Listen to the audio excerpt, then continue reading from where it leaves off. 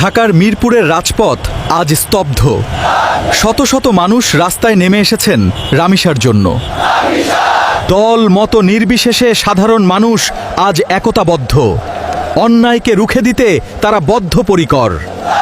জনগণের দাবি একটাই, আইনের কোনো ফাঁক গলে যেন পিশাচরা পার না পায়। রাজপথ কাঁপানো স্লোগানে আজ দাবি উঠছে, দ্রুততম সময়ে ঘাতকের দৃষ্টান্তমূলক ফাঁসি চাই। পল্লবী থেকে শুরু হওয়া এই প্রতিবাদের আগুন আজ পুরো দেশের মানুষের মনে ছড়িয়ে পড়েছে। আইনজীবীদের খুনির পক্ষে না দাঁড়ানোর সিদ্ধান্তকে স্বাগত জানিয়ে জনতা আজ আদালতের সামনে সোচ্চার। আজ যদি আমরা চুপ করে ঘরে বসে থাকি, তবে কাল অন্য কোনো শিশু টার্গেট হবে। আমাদের এই লড়াই শুধু একটি বিচারের জন্য নয়, প্রতিটি শিশুর নিরাপদ শৈশব নিশ্চিত করার লড়াই।